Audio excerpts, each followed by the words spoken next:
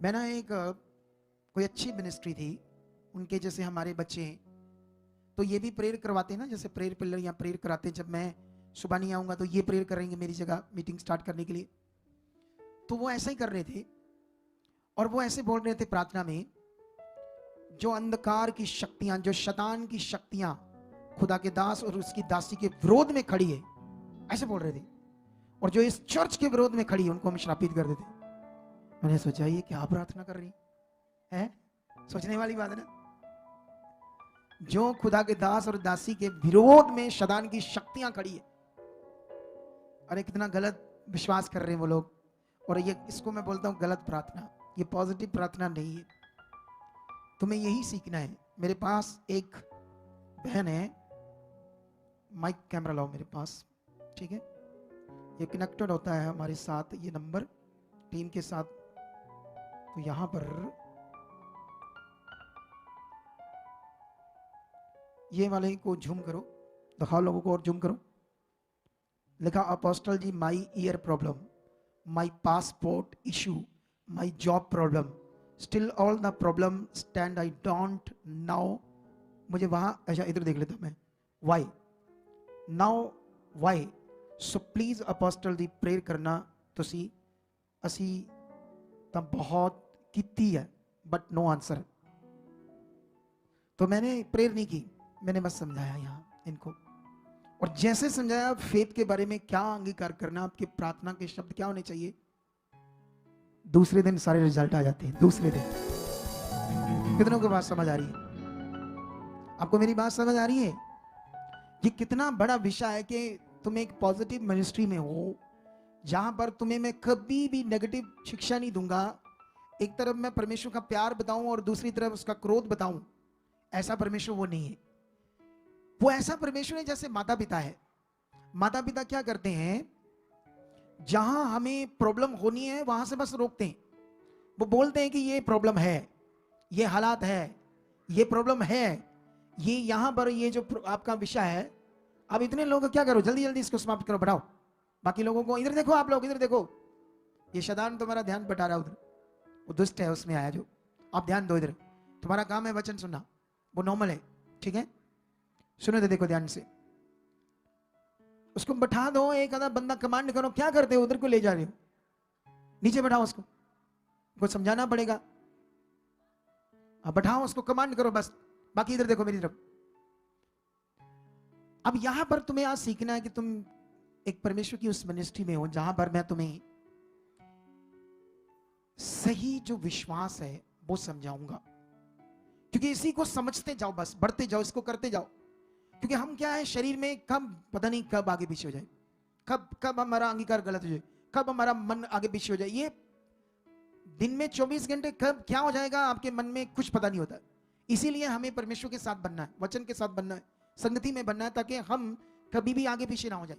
छोटी छोटी बातों से भी तुम आगे पीछे हो सकते हो, इसीलिए तुम्हें ध्यान देना है। और आज का वचन बड़ा इंपॉर्टेंट है, तुम्हें छुड़ाएगा, तुम नेक्स्ट लेवल में बढ़ोगे और अपनी सारी आशीषें खुदा से ले लोगे जो तुम्हारे लिए उसने रखी है।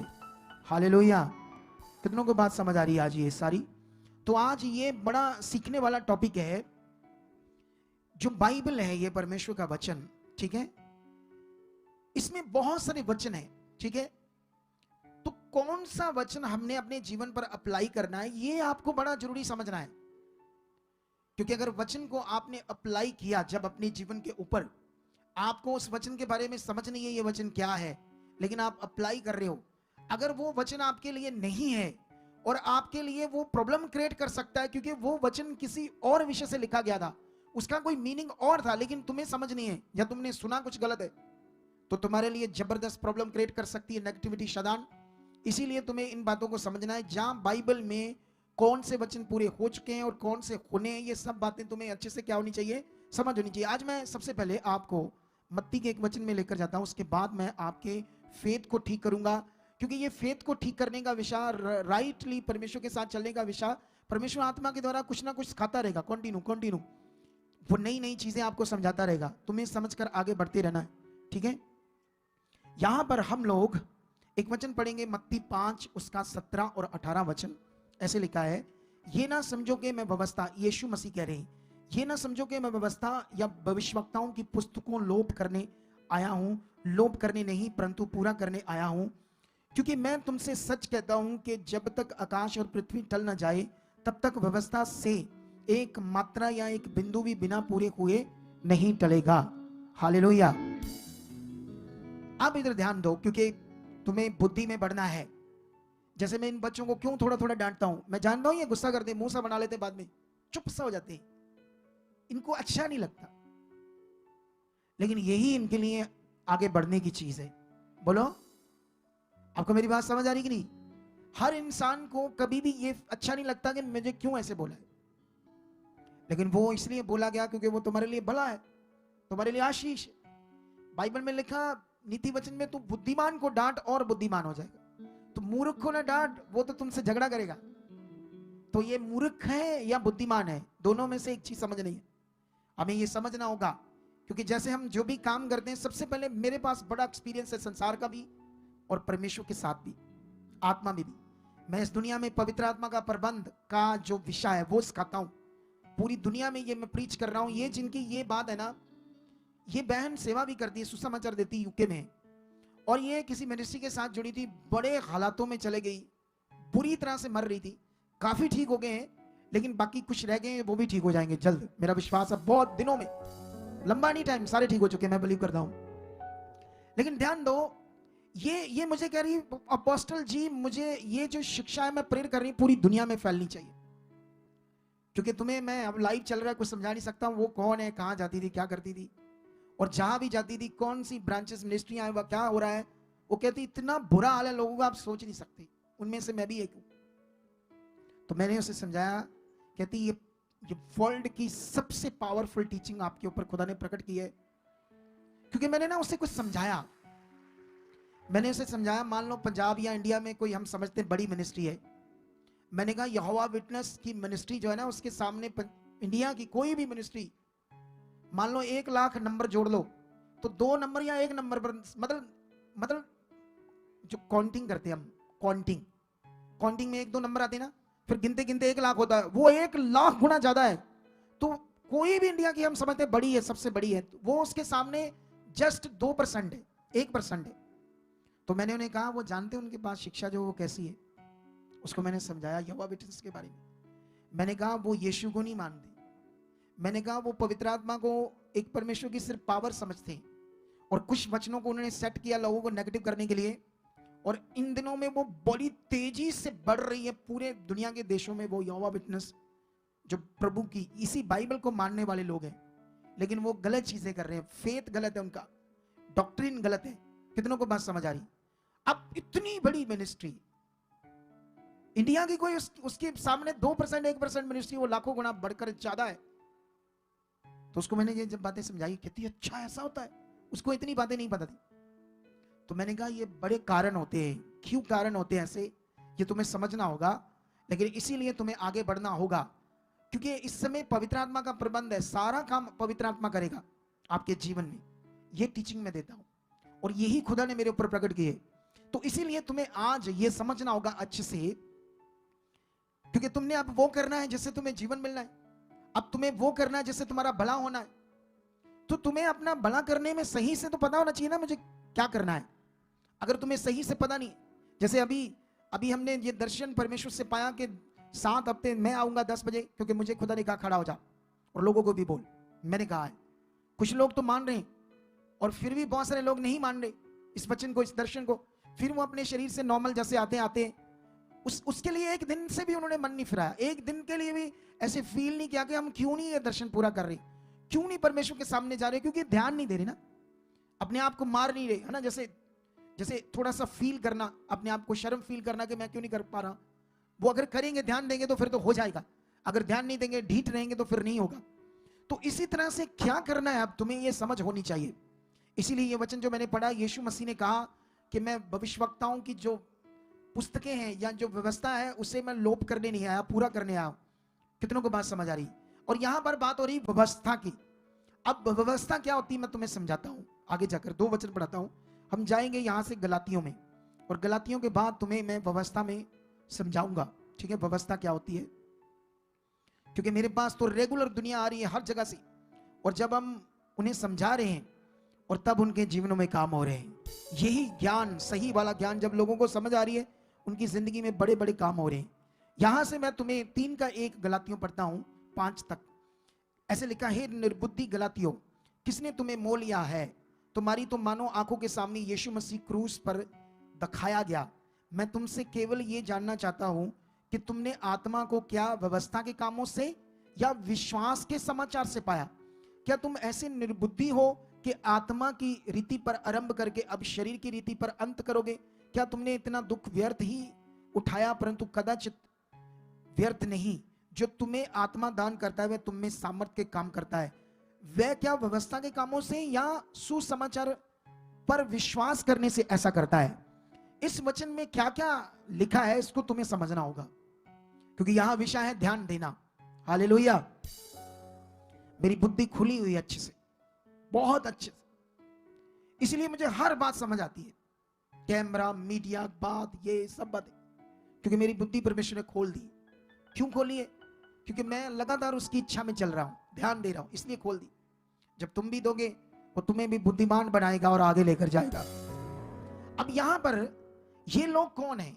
गलातियों के है तो परमेश्वर के लोग, लेकिन आदम और हवा की संतान ही है, लेकिन भटक गए। जैसे पूरी दुनिया में अलग अलग धर्म जात बन गए, है तो उसी परमेश्वर के लोग, लेकिन दुनिया में फिर जातें पातें बनती गई तो उस हिसाब से भगवान बनते गए, रीति रिवाज बन गए। ये भी एक रीति रिवाज के लोग थे, अन्य जाति, जो गलातियों में रहते थे। ठीक है, अब ये गलातियों का है, यूरोप कंट्री का कोई नगर मान लो, कोई गांव या नगर मान लो। ठीक है, अब तुम्हें ध्यान देना, यहां पर जब प्रेरित पौल गया तो उसने इन लोगों को सच्चाई बताई, परमेश्वर का सुसमाचार दिया।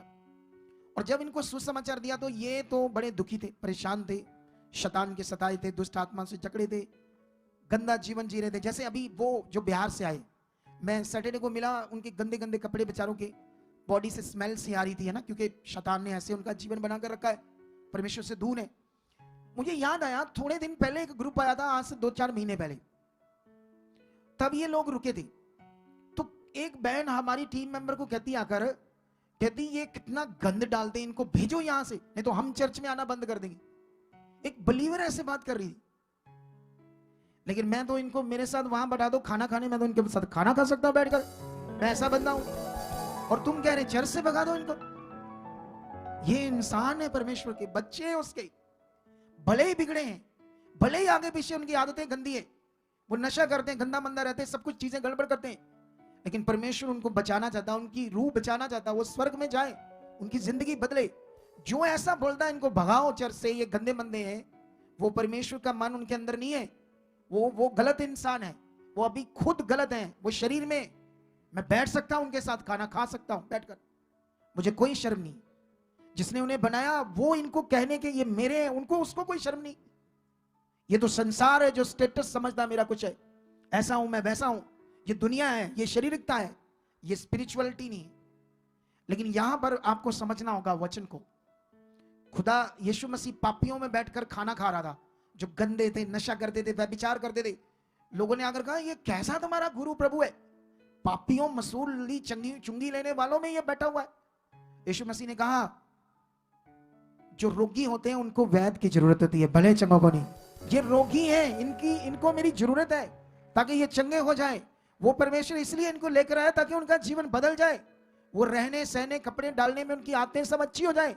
जो उससे पहले लोग आए थे वो बदल गए, अभी ये आए हैं, कुछ लोगों को पसंद नहीं आएंगे इनका बैठना, तुम ऐसे बिल्कुल नहीं करना। यहाँ ये वो मिनिस्ट्री नहीं है, ये दुनिया की सबसे अलग और खास मिनिस्ट्री है। यहां कोई पार्शियलिटी नहीं, कोई पक्षपात नहीं है। तुम अमीर हो आओ, तुम्हें परमेश्वर प्यार करता है, तुम गरीब हो आओ, तुम्हें परमेश्वर प्यार करता है। यहां जब भी आओ, पहली बार आओ, तुम्हारी ले हैंड होगी, हम प्रेयर करेंगे। हमारे लिए सबको बचाना एक विषय है, क्योंकि रूह कीमती है, रूह कीमती है, याद रखो। जब मैं फील्ड में उतरा हूं काम करने के लिए, वहां पर गरीब लोगों की सुधि नहीं ली गई, मिनिस्ट्रियों में गए, बैकस्लाइड हो गए, लोग प्रभु को छोड़ गए। और जब मैं गया, लोगों ने फिर से हमारे बारे बताया, एक ऐसा हुआ है जो ब्रांचेस खोलता है और हर महीने आ जाता है, और वो थोड़े से लोगों में आकर मेहनत कर रहा है। लोग सुनकर ये सोच से भागे आ रहे और उनकी रूहें बच रही है। हालेलुया। कितने लोगों को बात समझ आ रही है? यही यीशु का स्वभाव है, और यही हर विश्वासी के अंदर, अगुए के अंदर चाहिए। अब हम यहां पर आते हैं वापस, यहां पर क्या लिखा है, यहां पर ये बहुत गलत लोग थे। प्रेरित पौल ने इन्हें सुसमाचार दिया। इन्हें जब समझ आई, तो इन्हें यीशु मसीह की समझ आई, तो इन्होंने सब मूर्ति पत्थर सब छोड़ दिए और यीशु मसीह को ग्रहण किया और पवित्र आत्मा का दान पाया। लेकिन कुछ ऐसे लोग थे, यहूदी या ऐसे सेवक थे, जिन्होंने आकर इन लोगों को नेगेटिव किया। ये रीति माननी पड़ेगी, मूसा की व्यवस्था के अनुसार ये रीति माननी पड़ेगी, अगर तुम करोगे नहीं तुम्हारा ये नहीं होगा, वो नहीं होगा। ये नए थे बेचारे, उनको नेगेटिव कर दिया। तब उसने उन्हें लिखा, हे निर्बुद्धि गलातियों, किसने तुम्हें मोल या हिप्नोटाइज कर दिया? तुम्हारे सामने यीशु मसीह, तुम्हारे आंखों के सामने यीशु मसीह क्रूस पर दिखाया गया। ये ऐसा क्यों लिखा गया, क्रूस पर दिखाया गया? ऐसा क्यों नहीं उसने कहा क्रूस पर चढ़ा? क्योंकि उन्होंने नहीं देखा। दिखाया जाने का मतलब तुम्हें समझ आया यीशु क्यों क्रूस पर चढ़ा, क्योंकि ये परफेक्ट वचन है। कितनों को बात समझ आ रही? उसने बाद में उन्हें कहा कि तुमने क्या व्यवस्था के कामों से पवित्र आत्मा को पाया या विश्वास से? मैंने तो तुम्हें कोई रीति बताई नहीं, तुमने तो ये विश्वास किया उस प्रभु पर जो तुम्हारे लिए क्रॉस पर चढ़ा, मुर्दों में से जिंदा हुआ। तुमने नियम को समझा और तुम्हें पवित्र आत्मा का दान मिला। तुम अब क्या करना चाहते हो? आत्मा से जिंदगी को शुरू करके अब शरीर से अंत करना चाहते हो? फिर से रीति रिवाजों को करना चाहते हो? तो ये समझा रहा था। उसने कहा, जिसने तुम्हें पवित्र आत्मा दिया, जिसने आत्मा दान किया, क्या तुम में वो सामर्थ्य से काम करता है या नहीं? क्योंकि उसने किया। तो वो कहता है, तो क्या वो व्यवस्था रीति रिवाजों से काम हुए जो तुमने देखे? वो सामर्थ्य के काम उसके आत्मा से हुए, विश्वास से हुए। हालेलुया। ये वो समझाता है। उसके बाद एक और वचन पढ़ते हैं हम, 2:19 से, मैं तो व्यवस्था के द्वारा व्यवस्था के लिए मर गया कि परमेश्वर के लिए जीऊं। मैं मसीह के साथ क्रूस पर चढ़ाया गया हूं। अब मैं जीवित ना रहा, पर मसीह मुझ में जीवित है, और मैं शरीर में अब जो जीवित हूं तो केवल उस विश्वास से जीवित हूं जो परमेश्वर के पुत्र पर है, जिसने मुझसे प्रेम किया और मेरे लिए अपने आप को दे दिया। मैं परमेश्वर के अनुग्रह को व्यर्थ नहीं ठहराता, क्योंकि यदि व्यवस्था के द्वारा धार्मिकता होती तो मसीह का मरना व्यर्थ होता। अब तुम्हें यह वचन समझना होगा परमेश्वर क्या बात कर रहे हैं। अब यीशु मसीह कहते हैं कि जो व्यवस्था है उसका एक बिंदु मात्रा भी बिना पूरे हुए नहीं टलेगी व्यवस्था। अब ये पौलुस, प्रभु यीशु मसीह का दास, उसी व्यवस्था को मना कर रहा है कि उसको नहीं मानना। अब तुम तो कंफ्यूज हो जाओगे। यीशु कह रहा है कि वो व्यवस्था में हर बिंदु मात्रा तुम्हारे लिए पूरी होगी, और ये कहता है वो व्यवस्था नहीं माननी, उससे धार्मिकता नहीं, उससे जीवन नहीं है। कितनों को बात समझ आ रही है आज? इसीलिए जब तक तुम्हें वचनों की समझ नहीं आएगी, इसीलिए मैं जब लोगों से मिलता हूं लोग कंफ्यूज है।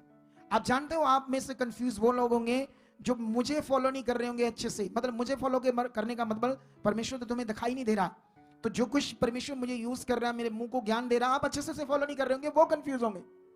जो ये कर रहे होंगे वो बादशाहों वाली जिंदगी जिएंगे। और ये कहानी नहीं बोल रहा मैं, ये ज्ञान ही ऐसा है, तुम बादशाहों की जिंदगी जियोगे। ऐसी जिंदगी खुदा ने तुम्हारे लिए रखी है। अगर ये आ गया, वो आ गया, कुछ भी तुम सुन रहे हो, कंफ्यूज हो जाओगे, तुम्हें समझ नहीं आएगा क्या करना है, क्या सही है, क्या गलत है।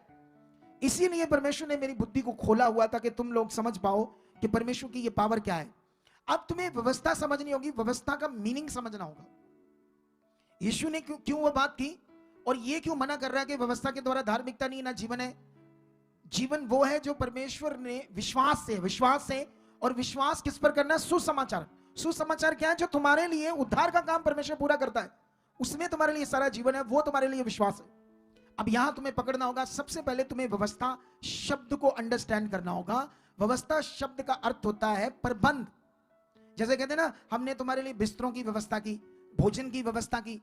व्यवस्था शब्द का अर्थ होता है मैनेज करना, प्रबंध करना। हालेलुया।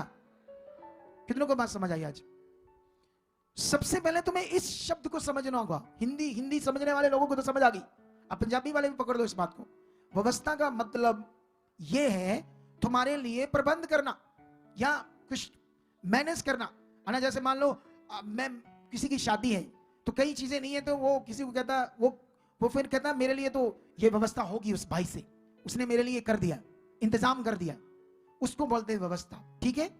तो अब परमेश्वर ने जो कुछ भी समय समय पर बाइबल में कहा, कब कौन से नियम कहे उसने मानने के लिए, और कब वो नियम किस समय तक थे और अगले समय तक वो नियम खत्म हो गए, इसको बोलते हैं परमेश्वर के वचनों का प्रबंध। आज ये प्रबंध की क्लैरिटी क्रिश्चियनिटी के पास अच्छे से नहीं है। वो किसी भी वचन से आगे पीछे कहीं से भी पकड़कर क्या कर रहे, तोड़ मरोड़ कर उल्टा पुल्टा करके मानने। कब कौन सा वचन परमेश्वर ने दिया उसे पूरा करना है। फिर वो वचन एक टाइम तक था और उसके बाद वो खत्म हो गया, अगला प्रबंध शुरू हो गया। वो प्रबंध चल रहा था, फिर अगला प्रबंध शुरू हो गया। और जब तक ये तुम्हें अच्छे से क्लैरिटी पता नहीं है, तुम कुछ भी आगे पीछे कर लोगे, अपने माइंड को गड़बड़ कर लोगे, रीति रिवाजों में चले जाओगे, अपने फेथ को खराब करके बैठ जाओगे। अगर तुम्हारा फेथ खराब हुआ तो रिजल्ट भी खराब हो जाएंगे सारे। कितनों को बात समझ आ रही है? क्योंकि ये फेथ एक बड़ा विषय है आप लोगों के लिए, इसी से तुम्हारे सारे रिजल्ट आने हैं। लेकिन मैं तुम्हें अभी समझाता हूं, यीशु मसीह ने जो बात की कि परमेश्वर ने व्यवस्था, मतलब जो जो तुम्हें कहा, अब कौन से टाइम में क्या कहा, यीशु मसीह के कुर्बानी तक या यीशु मसीह के आने तक मूसा के द्वारा परमेश्वर ने एक व्यवस्था दी जिसमें बलियां करते थे, वेदी बनती थी, धूप जलाते थे, कई सारा फिजिकल मटेरियलिस्ट सामान था जिसे वो यूज करते थे ऐसे धार्मिकता करने के लिए, जैसे अभी दुनिया करती है। हम लोग, हमारी धार्मिकता तो विश्वास से, अंदर से, हालेलुया। हम किसी भी मटेरियल के सामने नहीं जाते और किसी भी मटेरियल को पकड़कर धार्मिकता नहीं करते। हम विश्वास से परमेश्वर के साथ जीते। कितनों को बात समझ आ रही है? तो ये विषय है हमारे लिए। लेकिन मूसा ने कई तरह की मतलब व्यवस्था में वो बातें कही कि ये करना, ये करना, ये करना, लेकिन वो एक टाइम तक था। लेकिन जब यीशु आया तो उसकी जरूरत नहीं थी। लेकिन आज भी यहूदी लोग दुनिया में हैं जो उसी को मान रहे, क्योंकि उन्होंने यीशु मसीह को नहीं माना। कितनों को बात समझ आ रही? इसीलिए लोग इतने, जो यीशु में लोग हैं, इतने मिनिस्ट्रीज हैं, कुछ ना कुछ अलग अलग लोगों की शिक्षाएं क्यों है? क्योंकि अपने हिसाब से जो दिमाग में आया लोगों को बता दिया। क्योंकि इसे तुम्हें समझना होगा अब, क्योंकि ये नॉर्मल विषय नहीं है, ये बड़ा खतरनाक विषय है। लेकिन अभी जैसे मान लो यहां पर जोड़ों की सेवा है, बाथरूमों के साफ करने की सेवा है, वॉलेंटियर की सेवा है, ट्रैफिक की सेवा है, जोड़ों की सेवा है, सोल्जर की सेवा है, मीडिया की सेवा है, कई प्रकार की खाने बर्तन, कई चीजों की सेवा है। अब ये एक सेवा है। अब तुम्हें इसे क्या कहते हो? ये क्या है? ये एक व्यवस्था है। लोगों, जो लोग यहां आएंगे उनके लिए एक व्यवस्था है ताकि उनकी रूह बचे। इसे हम रीति रिवाज नहीं कहते। रीति रिवाज एक अलग विषय है जिससे आप धार्मिकता करते हो, लेकिन ये हम मैनेज करते हैं, ये लोग सेवा करते हैं, परमेश्वर के काम को लोगों के लिए करते हैं ताकि लोगों को एक अच्छी व्यवस्था मिले। यहां सब चीजें में जैसे मैं डांटता हूं, ये करो वो करो, तो ये वो व्यवस्था जो कर रहे हैं, अपना काम जो कर रहे हैं उसमें आगे पीछे। लेकिन ये जो कर रहे हैं परमेश्वर इससे खुश है। क्या है परमेश्वर से? वो खुश होता है कि मेरे लिए करते हैं, मेरे लोगों के लिए करते हैं, तो वो इससे खुश होता है। लेकिन ये अलग एक पार्ट है, एक धार्मिकता एक अलग पार्ट है, ये एक अलग पार्ट है। कितनों को बात समझ आ रही? ये पार्ट भी हमने करना है। जैसे मान लो मैंने अभी तुम्हें जलंधर हमारा क्रूसेड है तो उसकी बात की, मैंने कहा लखा कर जाओ, तो ये भी एक पार्ट है। क्योंकि इससे क्या होता है, ये तो जो सुसमाचार है ये तो 100% धार्मिकता का पार्ट है बाइबल के अकॉर्डिंग। लेकिन हमने इस व्यवस्था को भी बड़ी खुशी से करना है, परमेश्वर के लिए जीना है। कितनों को बात समझ आ रही? लेकिन यहां पर अब मैं तुम्हें समझाता हूं, अब जो प्रबंध है वो पवित्र आत्मा का है। हम पाप से जन्मे और जिससे हमारा पाप से बुद्धि करप्ट है, बिगड़ी हुई है। शरीर में तो हमें सारी समझ है, दुनियादारी में समझ है, पैसा लेना देना, कारोबार है ना। जैसे हमारी बहन है तो हमें पता ही हमारी बहन है, लेकिन दूसरे की बहन हमारे लिए बहन नहीं है, वो हम उसको गंदी नजर से देखते हैं। ऐसा शारीरिक जीवन होता है। हमारी पत्नी है तो हम सोचते हैं हमारी पत्नी है, लेकिन दूसरे की पत्नी की तरफ हम गंदा सोचते हैं, गंदा देखते हैं। दुनिया में ये आपकी बुद्धि जीवन काम कर रहा है, लेकिन आत्मिक रूप में आपका ये जीवन काम नहीं कर रहा। इसलिए पवित्र आत्मा चाहिए। पवित्र आत्मा क्या करेगा? आपके उस शारीरिक जीवन के अंदर काम करेगा, आप बदलना शुरू हो जाओगे, आप आत्मिक बनना शुरू हो जाओगे। आत्मिक बनने का कोई दूसरा नियम नहीं है, एक ही नियम है, वो है पवित्र आत्मा। जितना तुम पवित्र आत्मा में प्रैक्टिकल करोगे, फेथ करोगे, अपने मन को बनाओगे, उतना ज्यादा तुम आत्मा से भरते जाओगे। समझ आया कि नहीं समझ आया?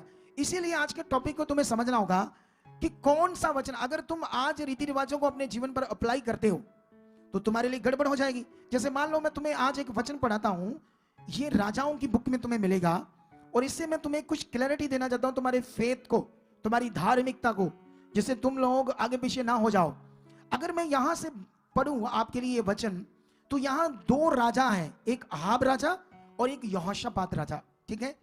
और ये दोनों परमेश्वर पर विश्वास करते हैं, और जो अहाब है ये बिगड़ा हुआ राजा है, ये परमेश्वर को तो जानता है। जैसे मान लो ये लोग आए हैं सारे प्रभु के बच्चे, अब इनमें से प्रभु क्या कह रहा है ये सुन तो रहे हैं, लेकिन मानते नहीं, इनका मन है। इनको पता है ये दर्शन चल रहा है, सुबह 10 बजे आना, नहीं मानना इनका मन है।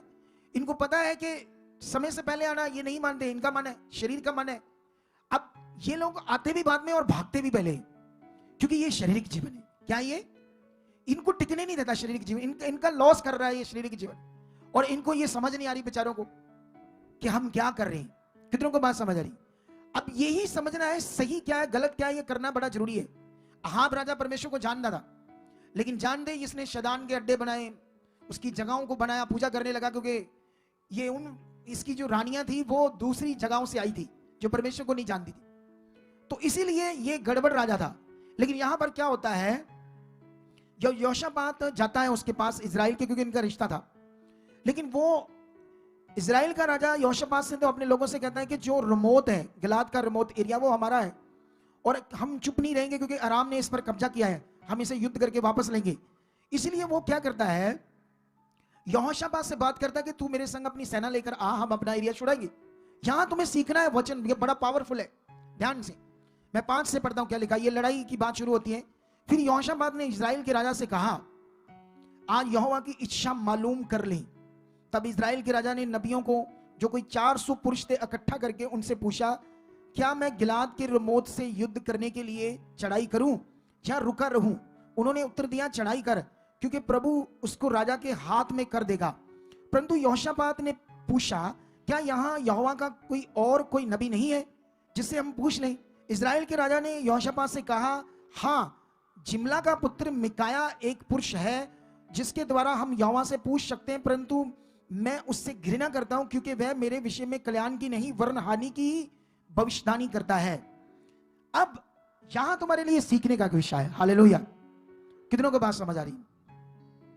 अगर मैं तुम्हें किसी भी काम के लिए बोलूं, हाँ हाँ करो करो, तुम अच्छे हो, सब अच्छा है, तुम्हें कुछ मना ना करूं, तो तुम्हें सब अच्छा लगेगा। कितनों को बात समझ आ रही?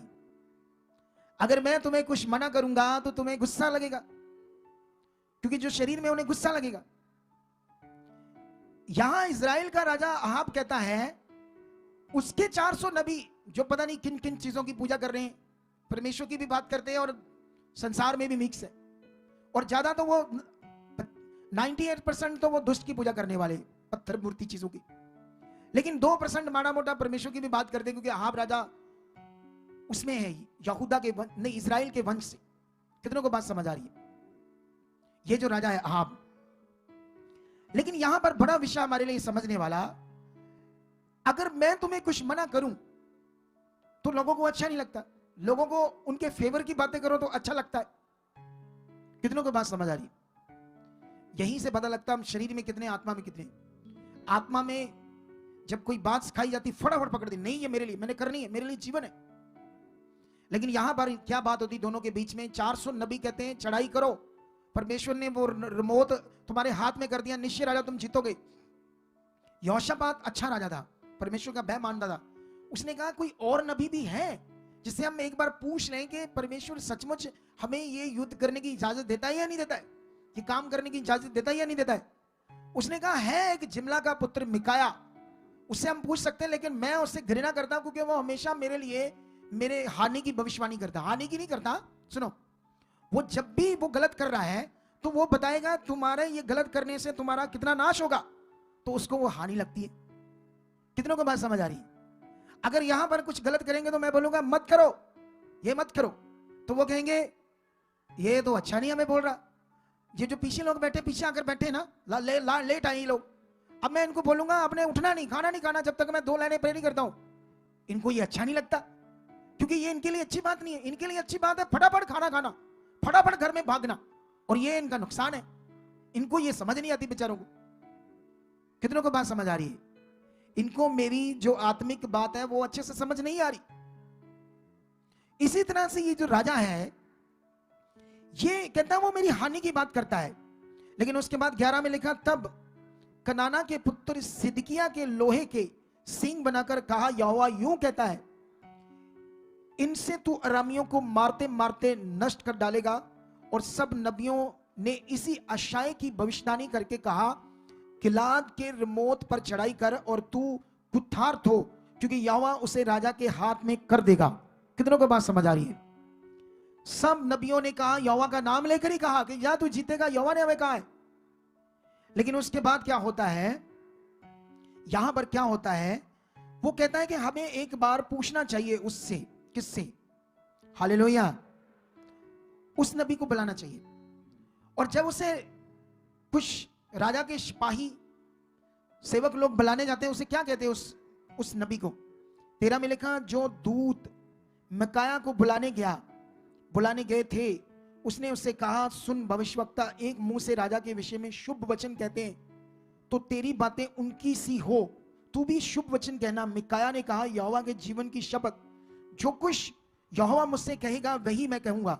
तब मैं राजा के पास गया। तब राजा ने उससे पूछा, हे मिकाया, क्या हम गलाद के रिमोत से युद्ध करने के लिए चढ़ाई करें या रुके रहें?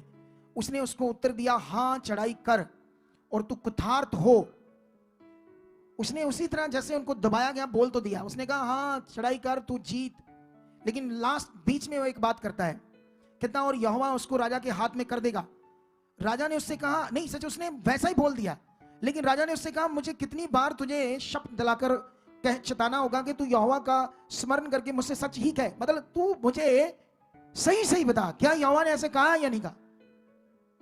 कहता, मुझे सच्ची सच्ची बता, जो तू बात बोल रहा है दूसरे नबियों की तरह मैं सच्ची करूं या ना करूं? वो राजा इजराइल का कहता है। फिर वो कहता है, क्या कहता है? 17 में मिकाया ने कहा, मुझे समस्त इजराइल बिना चरवाही की भेड़ बकरियों के समान पहाड़ों पर तितर बितर देख पड़ा। तितर बितर मतलब भटके हुए, जिनके जीवन के ऊपर बड़ी मार पड़ गई है, तो भाग दौड़ कर रहे तितर बितर, ऐसे मुझे इजराइल की भेड़ें नजर आ रही है। उसके बाद क्या होता है, और यहोवा का यह वचन आया कि वह तो अनाथ है, अतः वह अपने अपने घर कुशल क्षेम से लौट जाएं। तब इजराइल के राजा ने यहोशापात से कहा, क्या मैंने तुझसे न कहा था कि वह मेरे विषय में कल्याण की नहीं हानि की भविष्यवाणी करेगा? मिकाया ने कहा, इस कारण तू यहोवा का यह वचन सुन, मुझे सिंहासन पर विराजमान यहोवा और उसके सब दाहिने बाएं खड़ी हुई स्वर्ग की समस्त सेना दिखाई दी है। तब यहोवा ने पूछा, अहाब को कौन ऐसा बहकाएगा कि वह गिलाद के रिमोत पर चढ़ाई करके खेत आए? तब किसी ने कुछ कहा। अंत में एक आत्मा पास आकर यहोवा के सम्मुख खड़ी हुई और कहने लगी, मैं उसको बहकाऊंगी। यहोवा ने पूछा, किस उपाय से? उसने कहा, मैं जाकर उसके सब भविष्यवक्ताओं में बैठकर उनसे झूठ बुलवाऊंगी। यहोवा ने कहा, तेरा उनको बहकाना सफल होगा, जाकर ऐसा ही कर। तो अब सुन, यहोवा ने तेरे इन सब भविष्यवक्ताओं के मुंह से एक झूठ बोलने वाली आत्मा बैठाई है और यहोवा ने तेरे विषय में हानि की बात कही है। अब इस वचन को अगर नहीं समझ पाए तो बड़ा लॉस, नुकसान हो जाएगा। कितनों को बात समझ आ रही? मैं पवित्र आत्मा के प्रबंध का ज्ञान देता हूं और अगर मैं आत्मा में नहीं हूं और मुझे ही आत्मा कुछ नहीं बताता, तो फिर मेरा फायदा क्या है पवित्र आत्मा के प्रबंध की शिक्षा देने की? फिर आओ करते हैं अगले संडे तेल की मीटिंग, कपड़े की मीटिंग, पानी की मीटिंग, नहलाते हैं तुम्हें पानी तेल से फ्रेशर मार मार कर। कितनों को बात समझ आ रही? मैंने ये कर कर छोड़ दिया, पता है कि नहीं पता? छोड़ दिया मैंने, ये सब चीजें करता था मैं, लेकिन मुझे समझ आई इससे कुछ नहीं होता। ये लोगों का विश्वास गलत हो जाता है, उस पर विश्वास जा रहा है, चीजों पर, ना कि खुदा पर। कितनों को बात समझ आ रही? अब यही तुम्हें सीखना होगा यहां पर। अब हालेलुया। सबसे पहले यहोवा ने उसे दिखाया कि इजराइल की भेड़ें तितर बितर हुई है।